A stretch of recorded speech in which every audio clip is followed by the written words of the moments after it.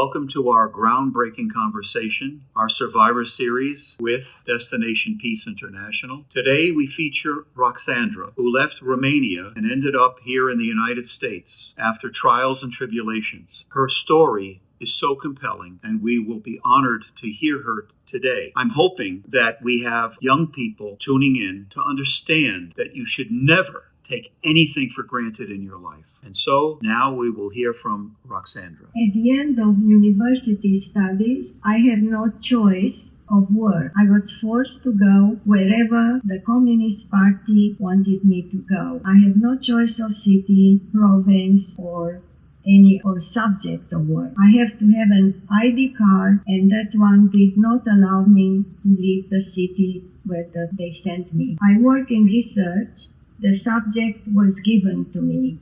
I could not have a choice. Work from 8 to 4 p.m. had no coffee or lunch breaks. After work, we had always meetings of all kinds of subjects. A member of Communist Party was reading us the newspaper as if we could not be able to read, and explain what the Communist Party wanted us to do. There were plans for 5 years, and they always were lying about what was achieved during the time. Usually, those who could not succeed in any kind of research would become members of Communist Party and be in charge of following the others or telling the others what to do, like what to wear, how to cut the hair, if the skirt was too short, if the glasses maybe were not right, if the hair was not cut the way they would have liked. It was absolutely unbelievable. The police had unlimited power. They could stop you in the street and charge you with anything they wanted.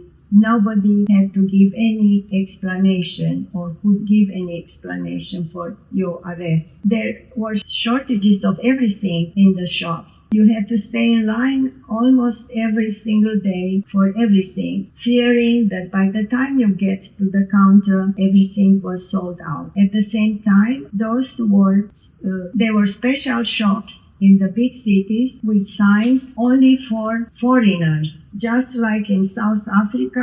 The signs for whites. In Romania, the signs said only for foreigners. We could not have any access to those shops. The shops have everything you could desire to purchase. Also, there were streets where the big shots had villas and palaces with soldiers guarding them, and where we, the regular people, would not dare to walk. If we walked on those streets, we were shouted and tell us to keep off, like we were just dogs, not humans. In school, there was not allowed to learn any foreign language except Russian, which was compulsory. We were only allowed to travel out of the country to communist countries every 2 years, and we had to give our ID card to the so-called KGB militia in exchange for the passport, which we had to return when we came back from the trip. The salary was hardly enough to survive, no possibility to save anything or to buy a car or a place to live. At the same time, the president of the country and his families and friends had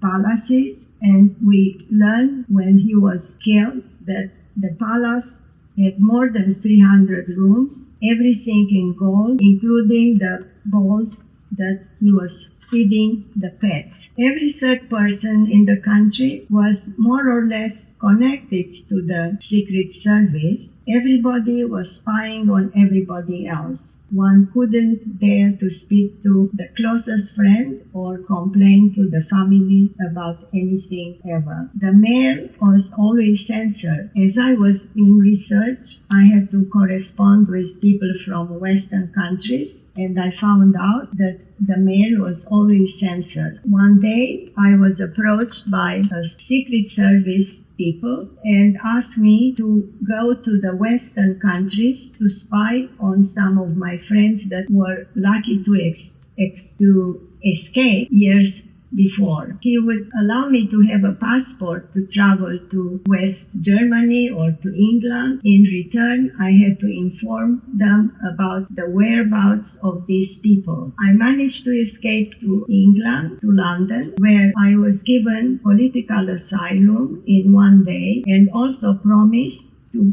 have a private detective for a full year. I could call every day or night in case I was threatened and psychologically driven to scare and was followed in the streets by unknown persons. And if I was in a car with a friend, the moment the car stopped, another car would stop behind us. I was terrified for a whole full year because I was told by the detective in England that the Secret Service from Romania would try to catch me and send me like a package back to Romania. I used to get anonymous letters. They would know where I lived and threaten that my brother, who was left in Romania, would be terrorized, would be tortured and sent to jail if he doesn't persuade me to return to Romania. I managed to work in London for 10 years and then I immigrated to United States where I worked for 22 years and now